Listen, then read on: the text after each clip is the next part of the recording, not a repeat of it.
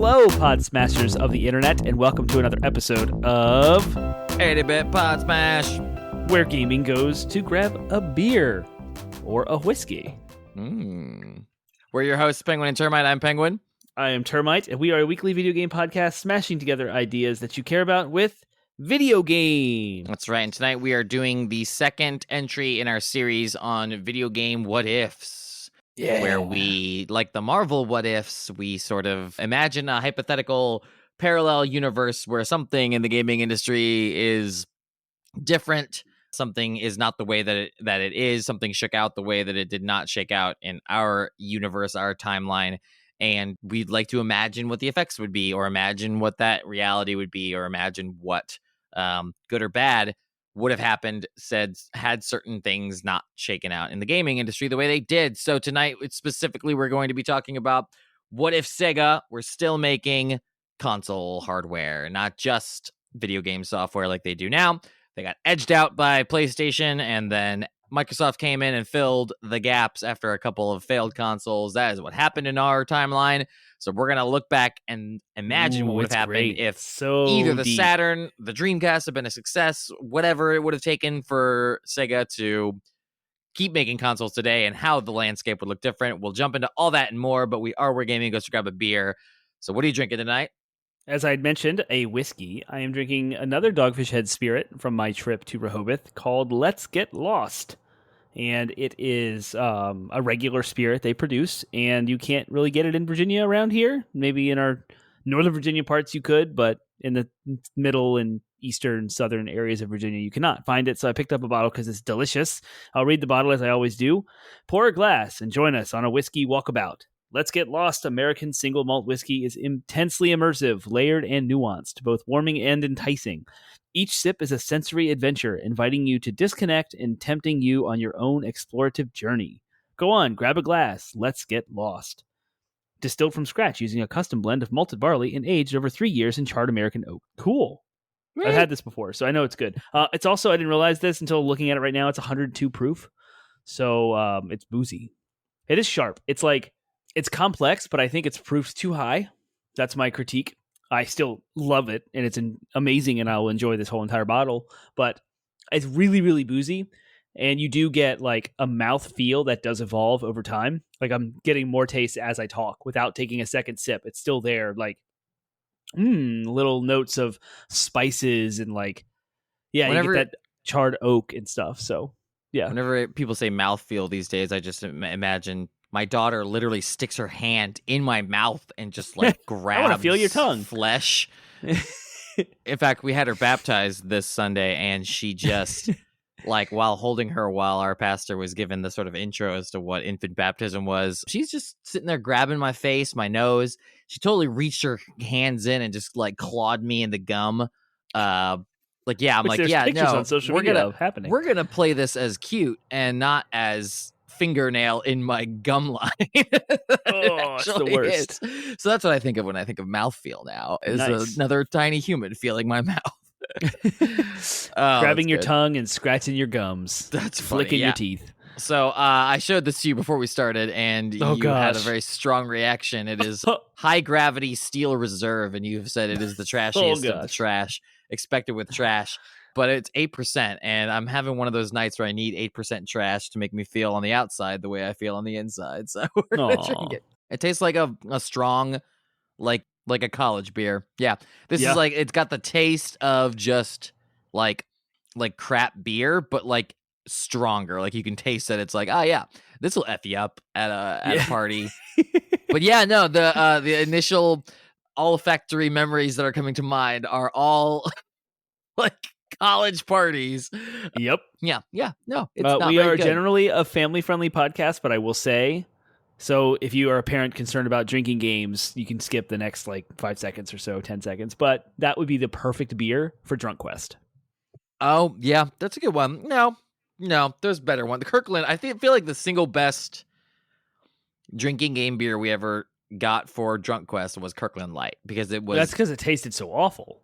It was as punishing as it's meant to be, without being so strong that it will just destroy you. Because that game even on Kirkland Light, you're going to go through multiple cases, especially if you play more than one game. It's crazy. With the amount of people So we had. Anyway, that was fun. yeah. You digress. Well, cool. Then anything else you wanted to talk about aside from beer tonight before we get started?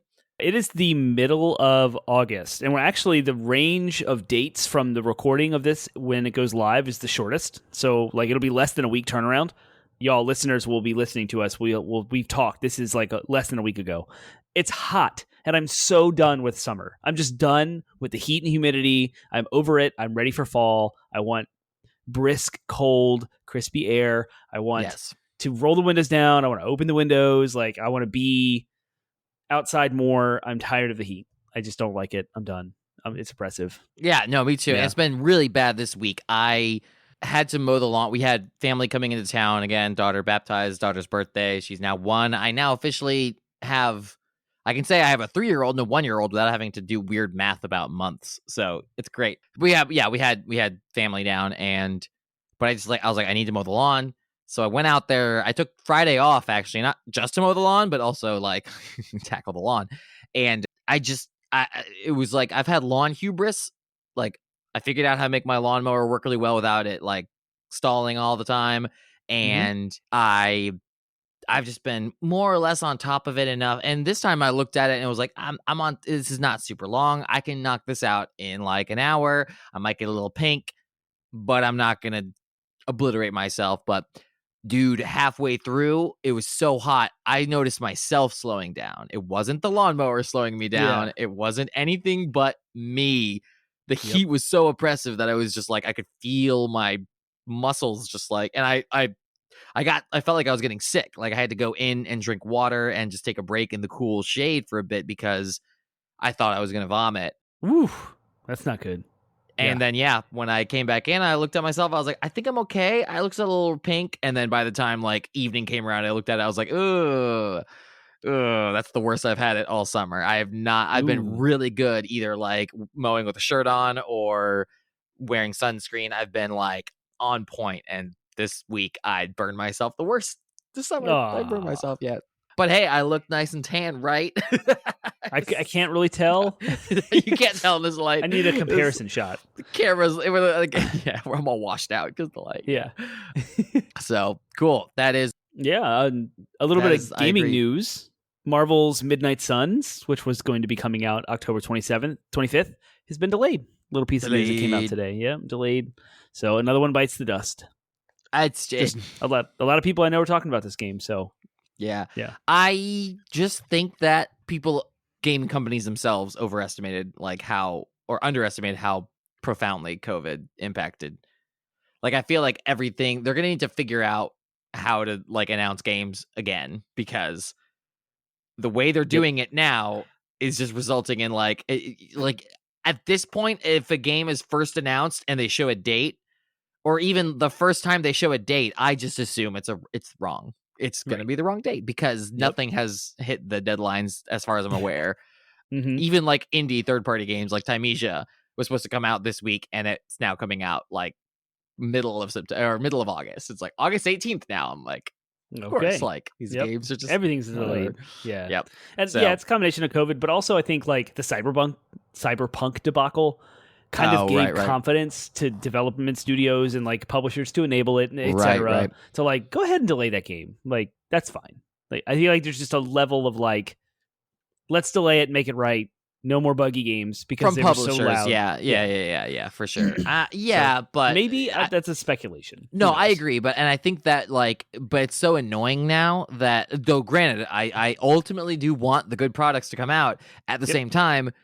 All right, the next step is figuring out how to not like give release dates too soon. Yep. And set deadlines that they can't meet because that's going to cause a whole different set of, not as bad of problems, but a different set of problems. So we'll have to hold 2023 accountable to all the bugs. Like each release, is it buggy? Is it broken? And just see how much better it actually is. All these delayed games.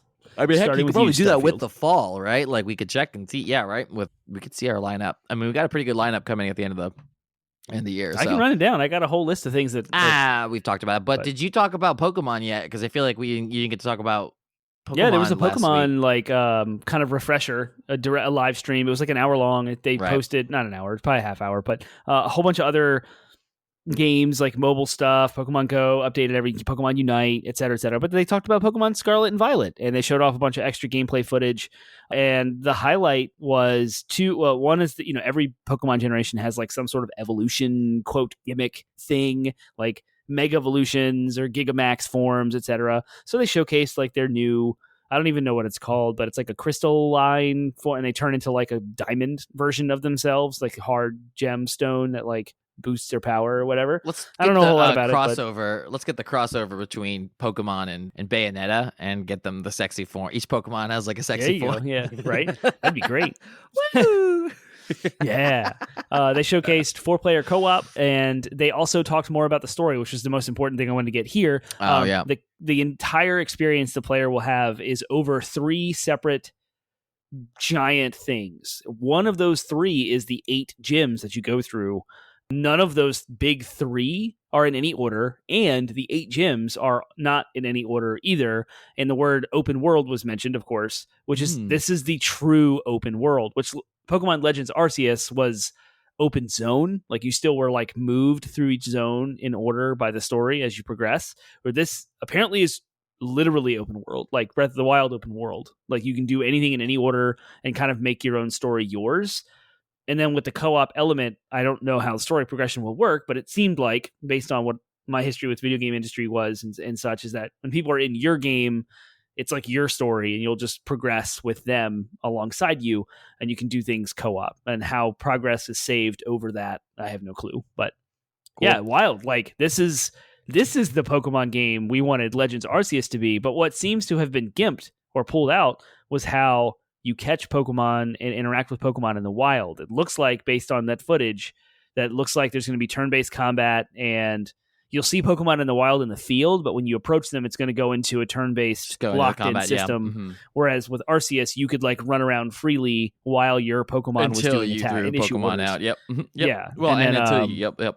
Well, the whole thing. I just saw the image they released of you riding around the legendaries like a motorcycle, and I was like, okay, no, I'm sorry, I can't. That's too dumb. Like, it was fine when Breath of the Wild did it, because it was, I'm sorry, maybe that's a double standard, but like when Breath of the Wild did it, it was like novel and interesting and cool. Now it's just like, okay, seriously, guys, does it have to be a motorcycle? Like and like, I don't know. I'm burnt. I think I'm still burned out on Pokemon though, because it was like Shield, and then I did Pokemon Go between like for that like the year after Shield, and then immediately into Arceus afterwards, and now I'm just like, okay, I'm a little Pokemoned out. I think maybe I just need to give it a few like months or whatever, or get it and let my kid play it when he's old enough or whatever, and then I'll get into it with him.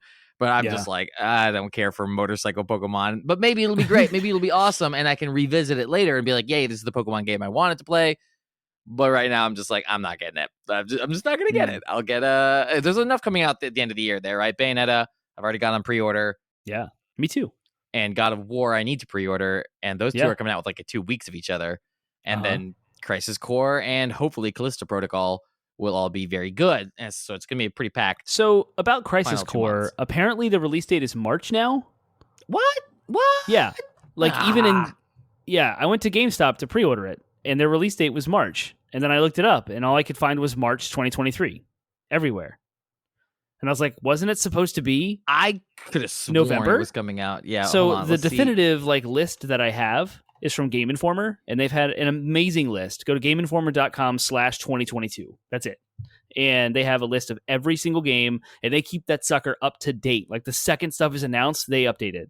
And I can't find Crisis Core on this. So it says that the there was a rumor that it was delayed, but they debunked it. Like the creators did. This was like 3 weeks ago. It says Crisis Core is coming out late 2022, and that there was a rumor that it was delayed to March. But so maybe it's because it doesn't have a fixed release date yet. They're still saying just the window of December 2022.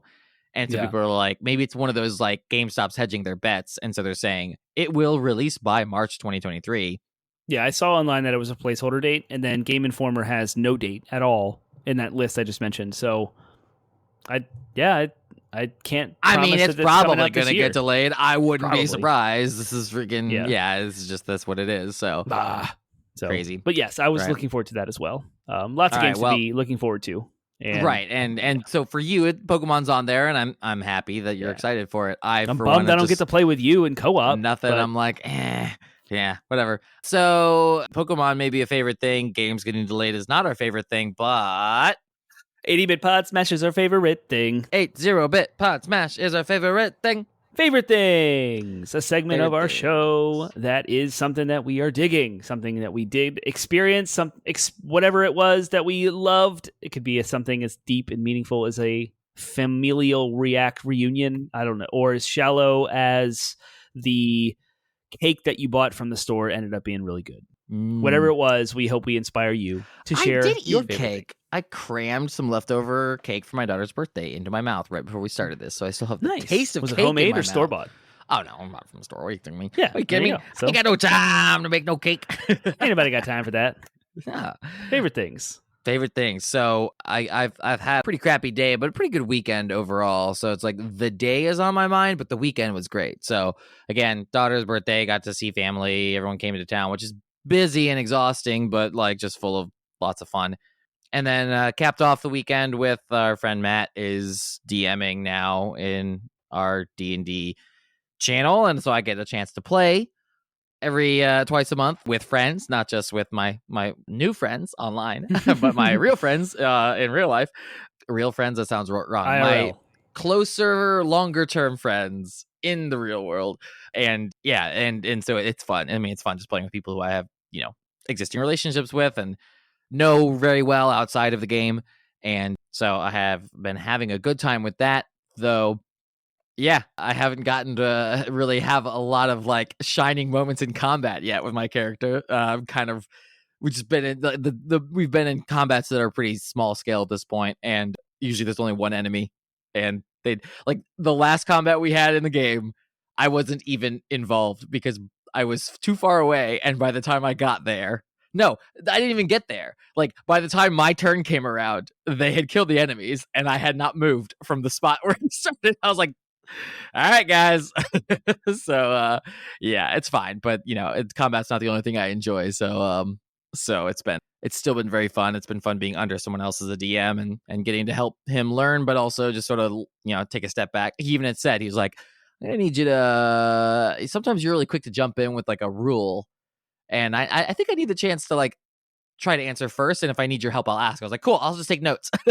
I'll take notes, and then I can come to you later and I can say, was this a ruling or was this a mistake, right? And then kind of see from there. And because if he wants to be like, yeah, I'm gonna waive that rule, then he's welcome to do so. But if I just jump in there and I'm like, actually, but that's my habit. I just want to be helpful, right? In my mind, I'm being helpful, but I totally see. I'm like, cool, awesome, yep. So it's good practice for me to learn how to back the F off and not give my opinion all the time. But it's still fun because the what I get in return is getting to just come to a session and play the game. It's great. Instead of doing a bunch of prep work.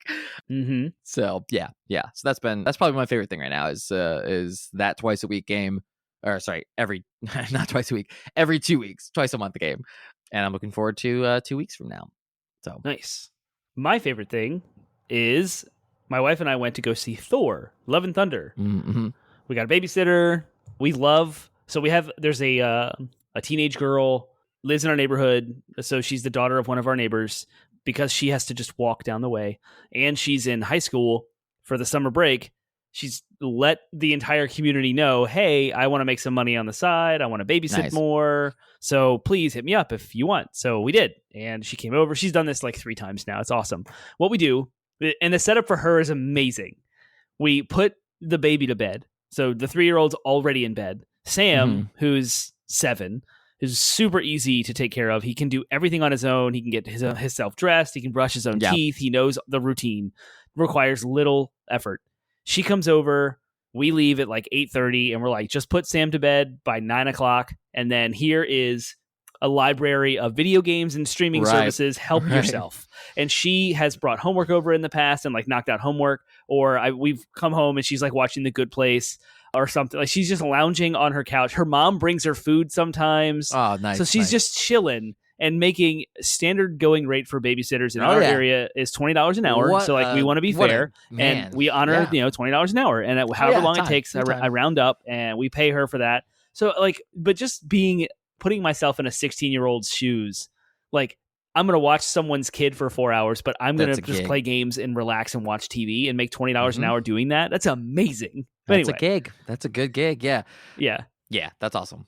Good. Well, my favorite thing was supposed to be the movie and the experience with my wife, but for some reason I went on this tangent about the babysitter, how awesome it is for her. Yeah. Like, that's funny. Wait, it's her favorite thing, not mine. Wait. Yeah.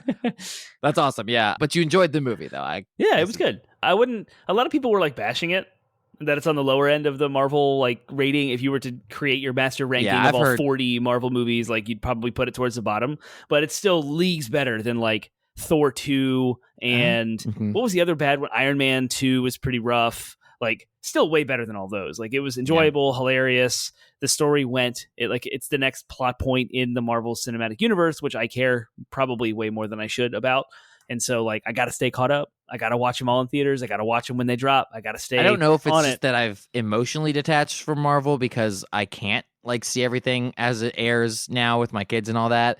So I'm just kind of like, so I don't know if it's that or if it's legitimately just burning me out, but I just don't think that they had a good plan post Endgame. I have not found Phase 4 to be very satisfying at all, despite individual entries, right? Either shows or movies. I don't feel like there's a cohesive whole right now. It is hard to piece together. It is. And like what's really no direction. It's like there's no direction. It doesn't seem like there is. Apparently there is based on Comic-Con stuff.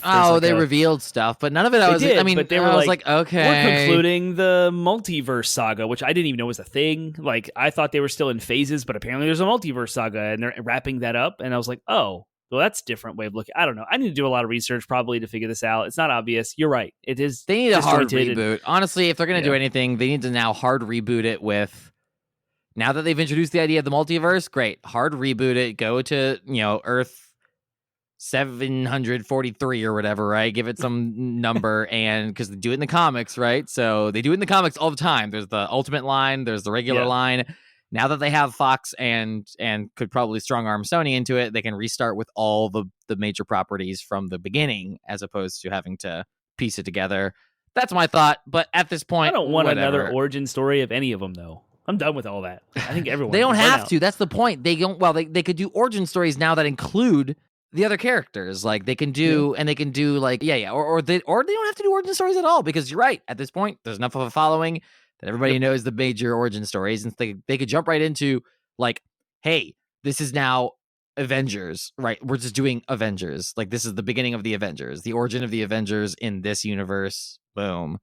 And then have like Ant-Man and stuff right from the beginning, because people already know, right? So I don't know. There's possibilities. Doesn't matter. It doesn't matter, because even if they did that, I still probably wouldn't be satisfied, because I'm just like, all right, we've been doing this for like 20 years now. Can we just like do something else with movies, please? Can we give these actors roles that aren't colored in a red and blue veiled America clothing? And well, that's what's cool. Like I'm probably the farthest opposite opinion. It's like I'm loving all the Marvel movies. I love the direction they're going. The original Avengers is pretty much all but shambles now, except for Hulk and Thor. That's it. No. And Hawkeye, I guess. But anyway, the Alamo Draft House is where we went. They have the food and drink service while you watch the movie. Right. But the coolest part about Alamo, outside of food and drinks, is they have their own previews. It's not the same like cut and paste preview reel you get from the other theaters. And what this one did was a prime the pump with the comics about the story of the movie you're about to watch. Like here's what the movie derived from the comic books, and like went through a comic book story arc that made so much sense. And then watching the movie, I was like, yes, I understand that. That makes perfect sense. And if I did not see this at Alamo, I would be like, what? Who is this? This is what? I don't read the comics, so anyway, it's good. It's fun. It's good. So yep, it's good. I mean, you enjoy what you enjoy. I'm not going to yuck your yum, but don't yum my yuck. As I like to say, right? Say you need to enjoy. Or it's the opposite, right? It's being like, you need to enjoy the thing that you clearly don't enjoy. It's like, all right, I don't disenjoy it. I mean, I watched Miss Marvel and it was like, meh. That's my point. Is I was like, okay. I love that. I really loved. Wonderful. Loved the cinematography. Cinematography was brilliant. I loved everything they did with and the actor, the performer. She was great, fantastic. All the performers were fantastic. But the writing, it's real. And that's actually, you know what? That's my thing. Is like cinematography, great. Performances, great. Special effects, awesome as always. The writing, that's what I'm saying. It's like they shot their wad with Infinity War, and now they don't know what to do with themselves. So it's all good. Miss Marvel was a Disney TV show. It was a Disney TV show. Yeah. But like, you know what I mean? Like growing up, there was like the made for Disney movies. Like, do you want like Johnny Bahama or whatever his name, like the surfer snowboarder guy? Oh yeah, like if you think about it in terms of it was Lizzie McGuire, it was like super like that. That's Lizzie what I mean, McGuire. right? Yeah, Miss Marvel was exactly. that for the first half, and then like 2 last episodes were like awesome. It was weird, but so I'm agreeing with you slightly. No. Like, There was the writing was subpar. Yeah, I think that I still watch it, right? Like here I am sitting here like crapping on it, and yet I guess I'm as addicted to contributing to the problem as ever. But for me, it's like I'm gonna see it a couple months behind. So I've got friends who are like, "Have you seen Thor?" And I'm like, "No, I'll see it when it comes straight." Yeah, because you saw Multiverse, right? Doctor Strange. It's on Disney Plus now. I did see Multiverse of Madness. Yeah, there you go. So you're caught up. You're 1 movie behind. Yeah. What movie? Did you watch Moon Knight? Yes, I guess I did watch Moon Knight. I liked Moon Knight. Yeah. Well, I liked Moon Knight, except that they spent far too much time in the middle not doing Moon Knight things. Yeah, that's true. Which, again, is okay in the sense that they were experimenting with the whole, like, split personality. That was cool. I thought that was really unique. But it was unique, for sure. It was unique. And I thought they did an okay job with it. Mm-hmm. But I wanted to see more Moon Knighting. I want Moon Knight to do more Moon Knight things. So hopefully Moon Knight gets to do more Moon Knight things in the future of Moon Knight. But I've heard that Daredevil, Charlie Cox's Daredevil, is going to be making an appearance in She-Hulk. Yep. And for as much as people are giving She-Hulk crap, I do love that actress. Tatiana Maslany is like the bomb. So I'm Good Place, looking forward to. No, she's from The Good Place. She was in a couple of things. She was in she was Aziz Ansari's girlfriend for like a few episodes of Parks and Rec. I don't think she might have been in The Good Place, but I know her from Orphan Black, which is a BBC show that is awesome. Great sci-fi about clones. And she plays like a million different clones of herself, but that were all raised differently. So they're like different personalities. And it's like watching different actresses. Like you just need to go watch. Huh? Yeah, no, you just like Google Orphan Black clones having a conversation and you'll see just like it. She embodies these different characters so well. Nice. Yeah. So she's one of my favorite female performers out there. So that was our DLC for the day, is talking about Marvel and stuff because we clearly don't have time for it. Yep. So sorry guys, we kind of rambled there. That's okay. Marvel MCU DLC, the complain about Marvel edition. I wasn't complaining, just saying. Yeah, you were not, but you don't complain. I don't think you have a complaining bone in your body. So that's true. Well then, we can now talk about our main topic, which is what if.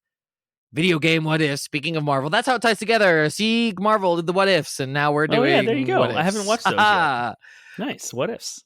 So yeah, what if Sega were still making consoles today in a parallel universe where 2 years ago, has it been 2 years since the PS5 came out already? Yeah, almost. Good gorg. Yep. A year and a half ago, 2020, but in Earth 2. Yep. There exists right now the Sega Scream Blast. Making stuff up. The Sega Neptune. Oh, there you go, Neptune. Sega Neptune is out there, and it is a next gen console. What is it? Let's start there. Well, actually, you know what? I have a whole bunch of questions, but let's start there. I guess. It looks like a lot. But it's not. We're gonna go through this quick. I got you. Yeah. We'll start first with a recap of, and I kind of mentioned this at the onset, but this is a more detailed but also summary of a recap. We did cover a lot of this in our episode on the Sega Saturn and the Sega Dreamcast. We did a whole soul and console pairing of these, well, all of the Sega consoles. But to recap for those who haven't listened to that or it's been a while, let's talk about why did Sega stop making consoles in the first place? All right. It starts way back before the actual Dreamcast failure. It starts so far back at the onset of Sega when it was working on the Genesis. And that is that Nintendo, I'm sorry, I put Nintendo of America because I'm so biased. Sega of America and Sega of Japan did not work well together. They existed in 2 separate silos, and communication was always a problem. There was favoritism amongst each one. There was like political politicking, if you will, decision-making problems amongst them. So working on the Saturn, if you rewind the clock, Sega of Japan turned down Sega of America's submission to go with Silicon Graphics. There's a company that was making an awesome graphics board that could do a lot of cool things, and Japan said nope, and they turned them away. Well, who did not turn them away was Nintendo, who then went on to make the N64 hardware with them. So there's a good point for, one, the failure of Sega and their trajectory, but two, for this episode, for about what ifs. Then, after that, Sega partnered with Sony, believe it or not, for 6 months. Yes, the very same Sony that worked with Nintendo on the Nintendo PlayStation, and that fell through. Sony then partnered with Sega in the preparation for the Saturn, and that deal fell through.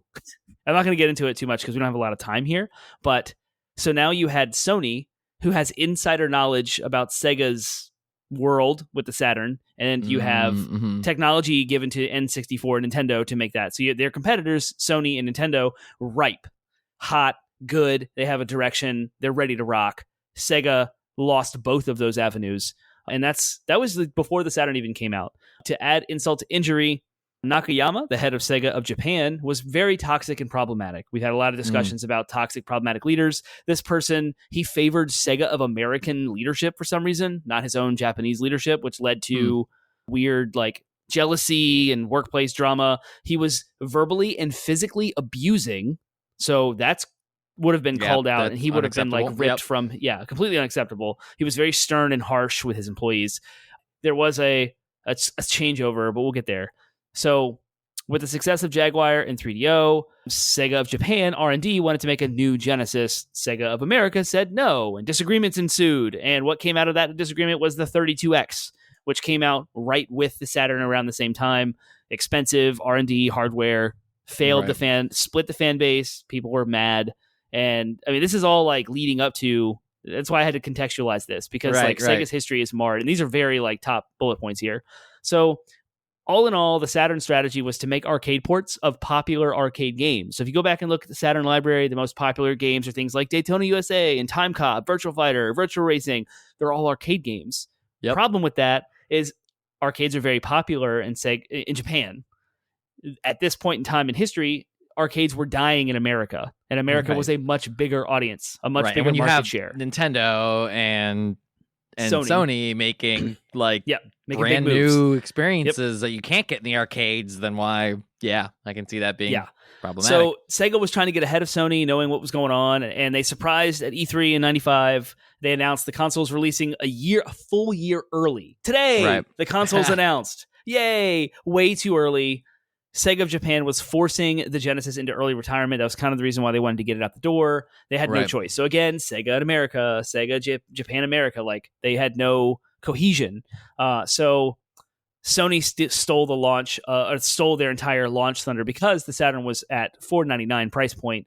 That's when the famous Steve Race, Sony Computer Entertainment of America CEO, took the stage and just said $299 and then sat down. And the crowd went wild because they undercut by $200. And so there was an attempt to course correct with the Dreamcast in America. It was actually the most successful console launch Sega ever had. So there was a lot of all of the things they knew it was wrong, they tried to fix. So courting third-party support, getting away from the arcades, major corporate shakeups at Japan. Sega of Japan led to a change in leadership in Sega of America. This problematic Nakayama was replaced. His succession was vice president, but there was a problematic corporate officer who just took power, who basically just seized Sega of Japan for himself, kicked out the vice president, and took over as CEO, and his name is Okawa. And the people in America who had a great relationship with the existing leadership is now at completely cut off, isolated, has no relationship with Sega of Japan. And Sega overall dropped the Dreamcast. Because Japan's leadership did not want hardware. They were focused. This guy, Okawa, never wanted Sega to do hardware. He was super software focused. And so it was part of the strategy to cut ties from hardware, and the Dreamcast was let loose and drifted off into space. So there's a quick recap. Wow, I think I did that in 9 minutes. Boom, the history of Sega. That led us to why Sega it was stopped. It was all right, sweet. I'll take it. I'll take any minute I can get. And it'll be that's why even Sega less stopped than that making consoles. Yep. good recap, and because it's good, and it's good that you did that because it gives us several points to launch into for our next question, which is what do you think the turning point would have been then? So what difference could have been made that would have kept Sega on the market competitively? Like, I would did a someone lot of else have talking. had to? Yeah, yeah. So Okay. I don't want to answer the question right away. I do have two answers here from my notes. So do you have any thoughts based on what I said? Did you learn anything? Yeah, Do well, you no, think? the Yeah. kind of, there's kind of two possibilities here, and no matter, even if I had the context or not, it still would have boiled down to two major differences, right? It's either Sega would have had their crap together, they would have done a better job heading off the workplace cultural things. I think the Saturn could have bombed, and the Dreamcast could have been a success. And even though it was in comparison successful, I think that there were some bad timing things. You're right, but like at the end of the day, like Nintendo came back from their fair share of bad consoles, so like Mm-hmm. Sega could have done it. There were some timing things, like I said, but I think it would have taken. I think they would have had to have like still headed it off during the Saturn era, released the Saturn bad, and then really brought it with the Dreamcast, courting third party support, not necessarily burning bridges with Sony and Nintendo in the way they did, and then also so it could have been they just released a better product with better games and all that, or alternatively maybe a both and or someone else failed, right? So like either Oh yeah. right, like if Sony had, it's hard to imagine a world in which Sony, we've technically done this twice in our what ifs now. Like it's Yeah, we hard to did. imagine a world in which Sony would have screwed up so badly, but had the PlayStation been not They as almost successful did. as it was, That PlayStation 3 was rough.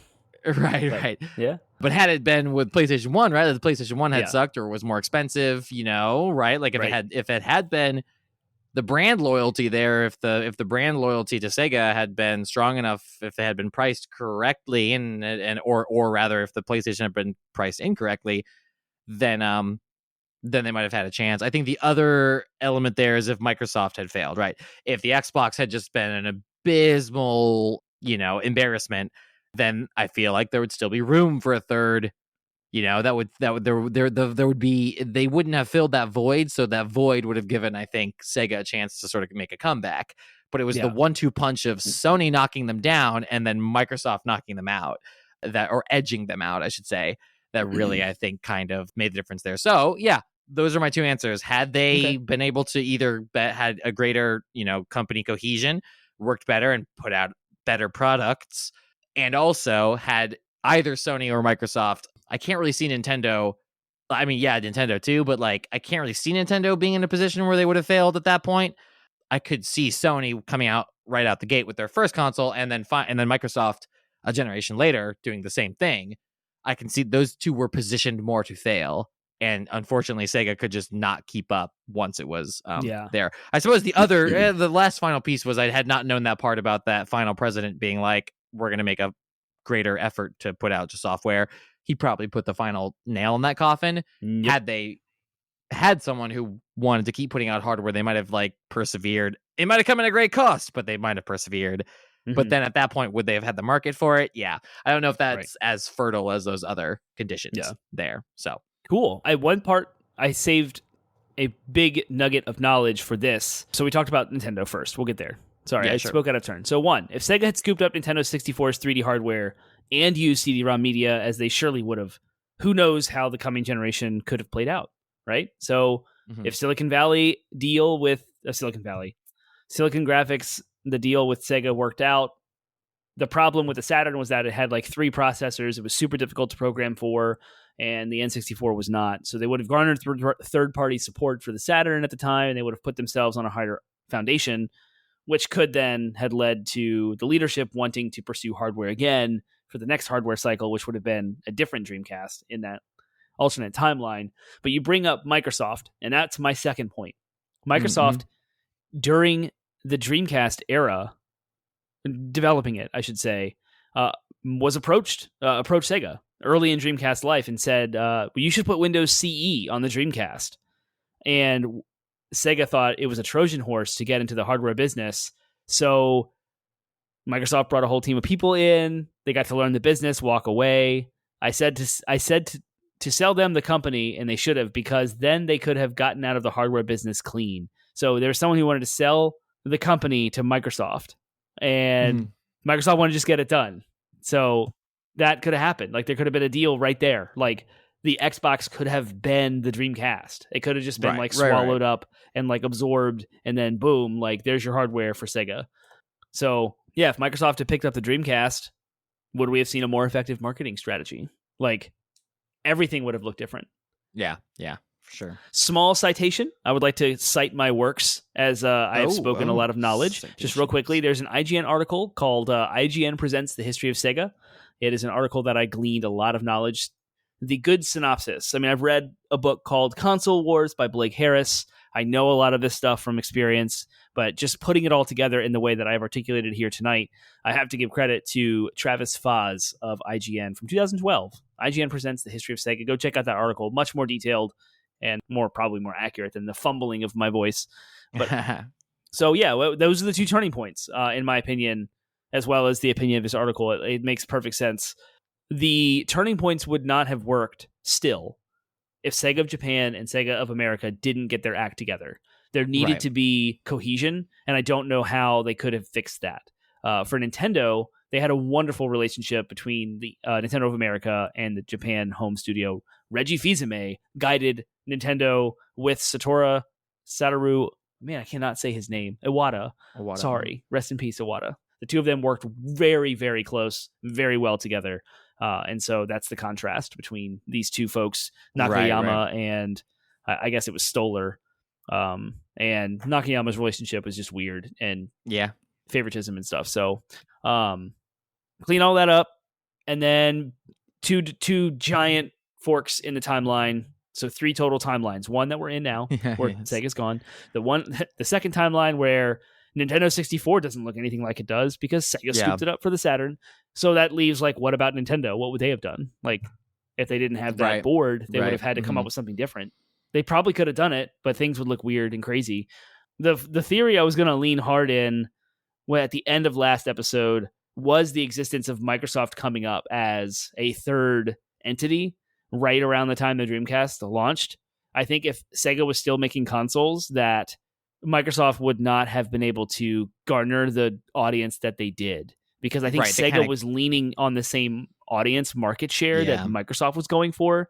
And even though they didn't do it correctly with they kind of did it correctly with the Dreamcast, because it was the most successful launch Sega has ever had. So they did something right. And that was getting games like their launch lineup was pretty awesome. Sonic Adventure and Soul Calibur were among the launch lineup. And those were solid. Well, and Sega was ahead of the curve zeitgeist wise in the gaming industry with trying to go for the cool, edgy, try to hit the teens and young adults, market that Nintendo was sort of, spurning in the late 90s. And sort of, if they had just held on a little longer, they might have really been able to make their console the premier console for that stuff. Yeah. But PlayStation and Xbox just kind of snatched that right up once it was clear that Sega was out of the game. So, well, great. Well, then that leads us to our next question then. How would the landscape look different? So various things like, would there be room for 4, would there be enough of the pie, so to speak, for 4 console manufacturers in the mid 2000s and in the early 2010s? Would someone else have been edged out? And what would their console have looked like? Not just physically, I mean, but would it have kept pace technologically speaking? Would they try to be going after gimmicks like Nintendo did? What are we looking at here? What's if we were to peer into this window into any of these universes where this has happened for any number of reasons?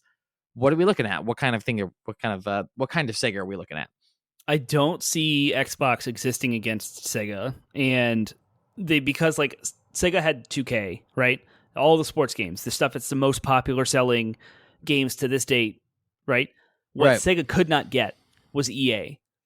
And that's Peter Moore was involved in that deal. Peter Moore was also at Microsoft at some point in his career. I don't know the details of the timing of everything, but Peter Moore actually has a interview where he discussed that he may have single-handedly ruined Sega because he was the head of EA at the time and did not sign the deal to publish games on the Dreamcast, which is all of the most popular selling stuff.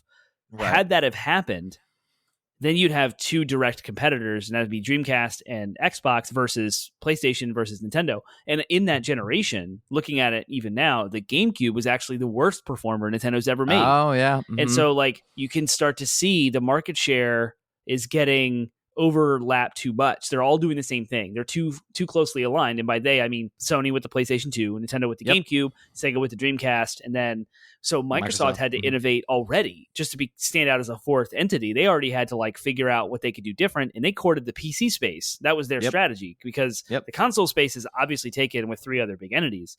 So that answers the next thing. Like, is there room for a fourth major console? Absolutely not. Because Nintendo was already failing, like in that space with just the three of them, and then Nintendo had to go out. And it wouldn't be too long till cell phones came around and PC gaming really had its heyday, which would just continue to take more and more pieces of that pie away from consoles. Yep. I mean, I can see now, like, if you were to carve out a section of PlayStation, then maybe there would still be, right? Like, if you were to carve a little bit from Microsoft, a little bit from Nintendo, and then a lot from PlayStation, then there might be room enough for sort of a balanced quadfecta. But none of them would be doing very well, right? Like they'd all be struggling, and therefore the quality of games would suffer. So yeah, I agree. I don't think I see a universe in which 4 consoles could exist at one time. It almost seems like worldwide the market's big enough. The way that games are made now, the market is only really big enough for 2 direct competitors in the premium marketplace, one gimmicky, less powerful competitor doing their own thing, and then finally cell phones and PCs make up the rest of that market. Yeah, and interestingly enough, the PS5 and the Xbox Series consoles and PCs are all in the same architecture now, right? So games can go easily to all of them. Nintendo Switch takes a lot of effort. If the Nintendo Switch wasn't underpowered, and say it was like a full-blown, like, powerful machine, they all have the third-party support. And so it kind of looks the same, which means the difference between that Venn diagram, the 3 individual circles that allow their individuality, is very small, actually. Like, just the exclusive titles that exist on each platform. Right. They all have subscription services. They all have a Game Pass type subscription thing. They all have whatever. Like, there's rewards programs now with PlayStation Stars. And so we're starting to see that Venn diagram just get closer and closer and closer together, that the center portion is getting so big that to have a fourth console, like, Steam is disrupting the market as it is now with the Steam Deck, giving that portability to PC gamers. And so we're going to see how that shakes out with Switch market share. And so it's wild. I just don't see a spot for a fourth ever. Like, I don't even know what Sega could bring. Like, what it would have to be so new. And I feel like you'd have to. Like, I feel like at this point, if there were a newcomer, whether it were like Sega making a comeback, Atari making a comeback, or someone new entering the game like Google,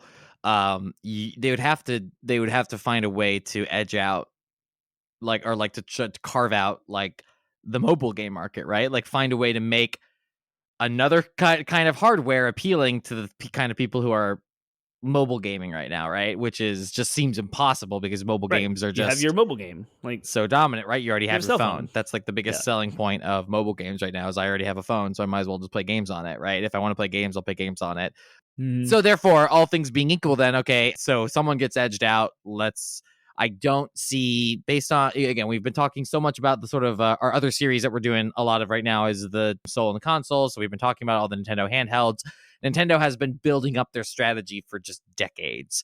Yep. I don't see the same kind of strategy from Sega, which means that their strategy would have been, presumably, trying to make the best hardware, expensive premium stuff. So I can see them, had they strategized a little bit better, they might have been able to edge Microsoft out. So I'm assuming at this point that it's, the landscape in this world is then Sega, Sony, and Nintendo, like it was in the late 90s. What then does it look like? What is Sega doing to really solidify their niche? How are they competing? Do you think they would do better or worse than Microsoft against head to head against Sony, so to speak? Oh man, no, they would not have.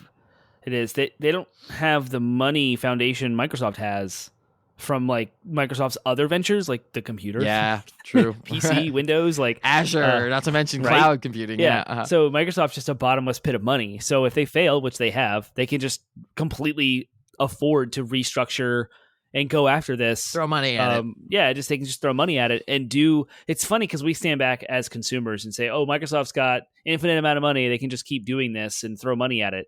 Microsoft's not. Microsoft's a company, a corporation. It needs to make money. That's its they have existence. money because they do well, right? Like yeah. they don't make so stupid when we say like decisions that lose money. quote throw money at it, like Microsoft is doing the math behind the scenes to figure out what it would take to recoup that. So they're not just throwing money at it, but they can Xbox, see they would nuke that in to the ground if it suddenly was not profitable for them. So clearly they would. Yeah, it's profitable.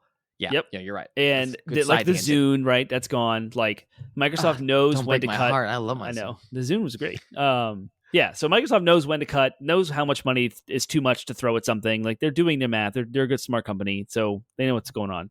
I don't see Sega at the time the Dreamcast was going. They had a wave. They had a little bit of a momentum, and if they would have just clinched it, they could have combined what we love about the arcades in those arcade experiences, and maybe with like modern internet streaming stuff could have created some sort of like internet arcade experience that we don't know would exist, that can't exist because it's never happened, like going to the arcades with your friends but on the internet. Well, I think that they did a good top score chasing and like fighting games and those things. Maybe they could be a prominent figure in Evo and making sure if we follow what the sort of through line you're talking about is you're talking about nostalgia. Like they were already trying to kind of capitalize on nostalgia before anybody cared to before the consumer wanted it. Right? It's not nostalgia because at the time it was real for Japan, but not real in America. Oh, it was declining in America, but it was real in Japan. So sure, it was like, sure. What I'm saying is, I think that like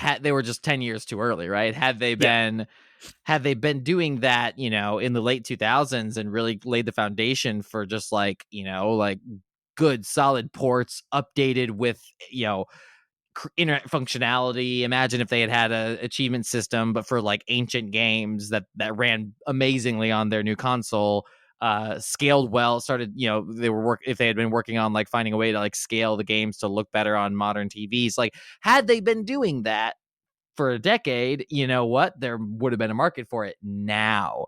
But everyone wanted to go forward in 1999. Nobody cared to look back at that time. It wasn't till 10, 15 years later that people were like, oh, I miss the old days of gaming. Yep. And so had Sega leaned into a strategy like that, maybe. But the thing is, like, I can see, I can see things like, oh yeah, they were the cool, they were trying to go for the cool edgy thing. Had they leaned into that in the 2000s, yeah, maybe they could have really cornered that third-party market, and this made it really, had Xbox not existed, then yeah, maybe they could have.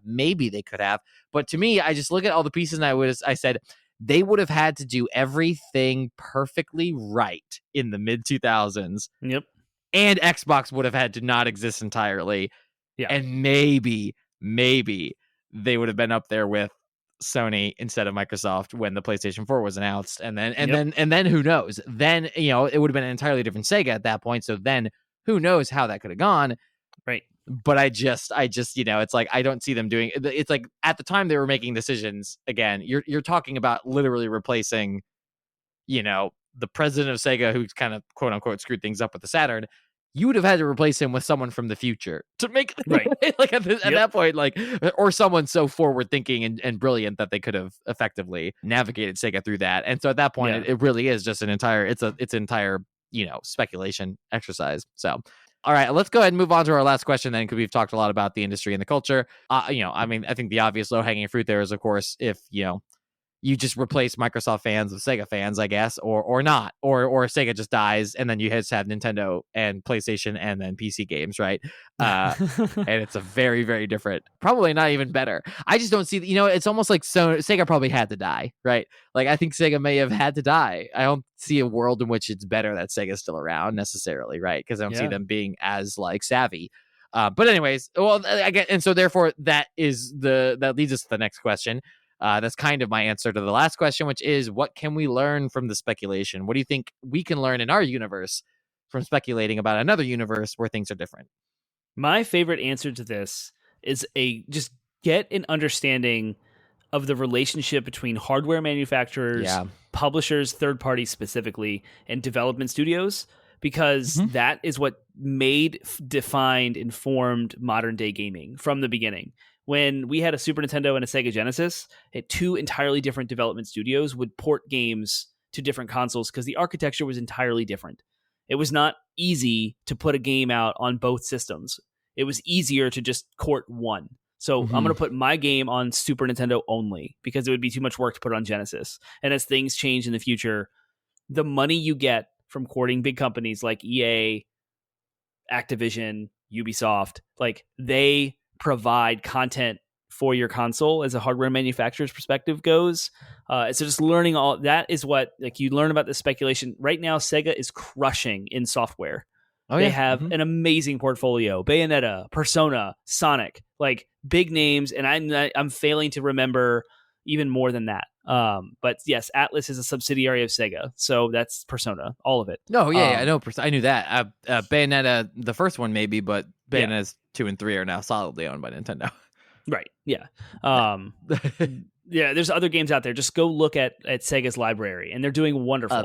No, they are. They're doing great. And to take all of what Sega has made as software and put it on a unique hardware box, is that enough to sell a completely separate hardware? Would that court enough people to want to play? I almost feel like it. The other kind of something we didn't hit on is like Sega would have had to kind of like revamp, not just revamp, but like they would have had to really innovate in the exclusives as well, right? Like that's what they have now. Just what they have now is good, but it's not PlayStation good.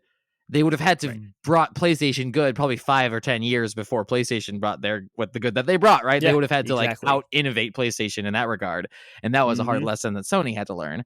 Yep. Yeah, I think, and that kind of leads me to my, I think in the last episode, the last time we did this, what I think I learned from the Sony one was, again, just like, because we talked about, a recap, or for those who don't remember, we talked about like, what if Sony first party exclusives had sucked? I think from that speculation, I learned just like how much, like, when you have a good idea, like leaning into first party exclusives, you kind of just got to like see it through. And I think that to kind of reinforce that or word it in a different way, what I've learned from this is just how much a cohesive long-term strategy is important. So it's kind of the same lesson, but worded different ways from both episodes, which is just like, I just, again, we're sitting here talking about Sega and Sony and Microsoft a lot, and yet I can't help but think about just how solid Nintendo's strategy has been, because even though they've released plenty of bombs in the same amount of time, they survived because, again, just like in our episode on the handheld line, I cannot stop thinking about how like their vision has been clear for like 2 decades, what they've been trying to accomplish by merging handheld gameplay with, good solid home console experience, and it has not always worked, but it has culminated in something that works so freaking well, that is just smashing records left and right with the Switch. I mean, that thing still sounds like gangbusters, and it's been out for 5 years now. So it's the 5th top selling console in history, and it came out 5 years ago.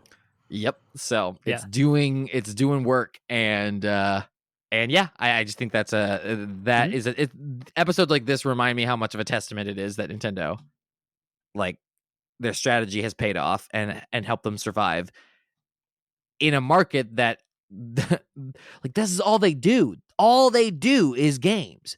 Yep. Sony at least produces TVs and sound equipment and stuff, right?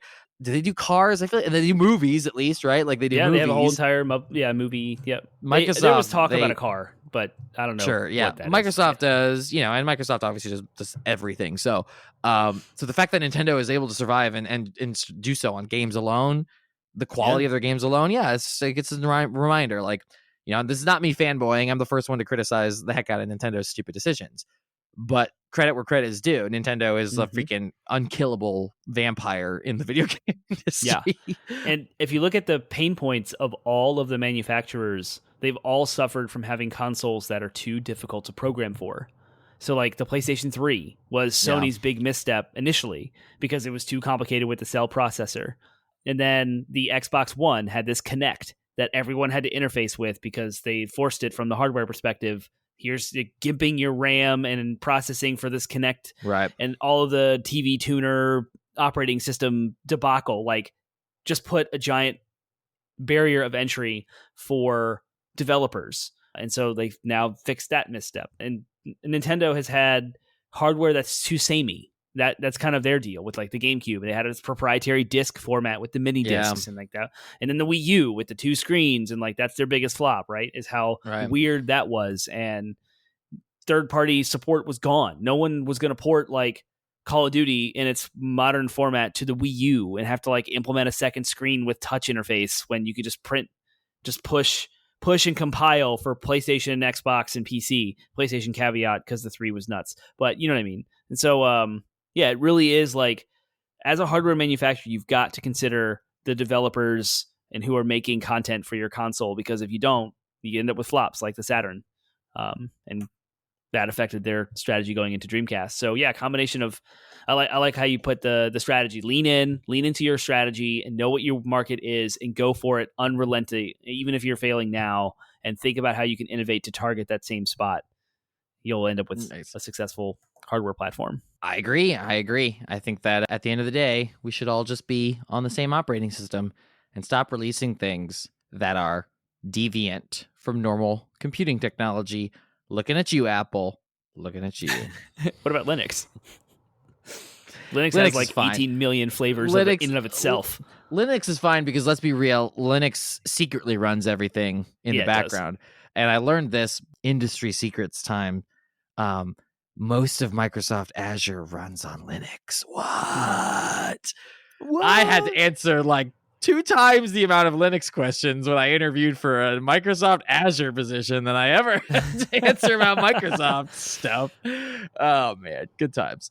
Yeah. So, joking aside, yeah, no, that's good. I think that's a good place to end. Then, good. So look at that. Oh man, we are either like on point or we are rambling on these episodes, and this is a good example of being on point. So we want to hear your thoughts, listeners. What do you think of worlds in which Sega were still making consoles? Do you think, how are we wrong? How would they actually be like killing it right now? What did we overlook in our speculation?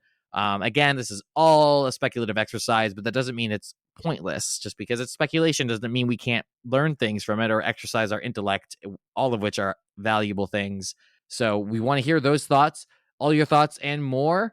Termite, where can they share those thoughts if they have them?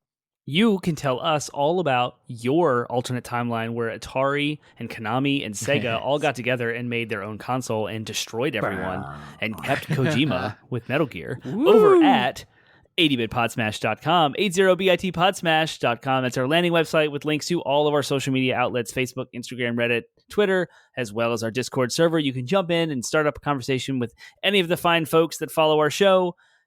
Make sure you subscribe there. Check out, if you're following us on YouTube and you see our show there, or on Twitch and you're wondering where you can get your audio podcast, you can go to 80bitpodsmash.com, and there's links to Spotify, Stitcher, iHeartRadio, Google Play, Apple Podcasts, as well as the RSS feed that you can throw into any third-party app of your choice.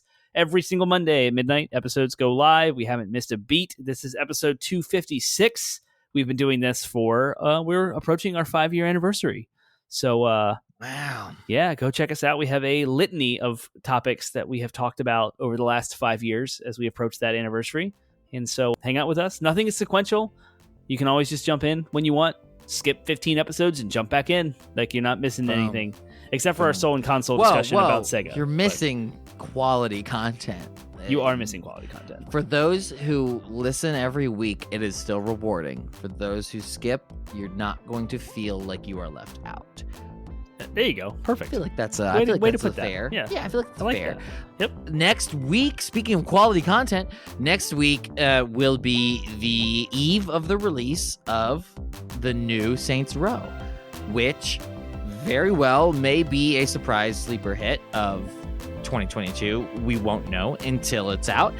But so who knows? I may be making a surprise impulse purchase next week. But whether it's good or not, we're going to be talking about the developer, and we'll be doing a series called The Developer Profile of Volition, who makes Saints Row.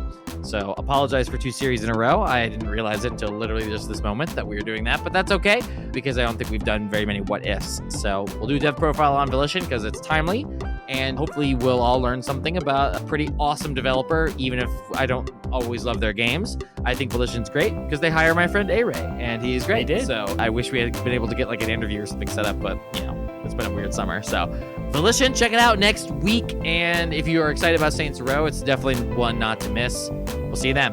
With that, we will see you next week.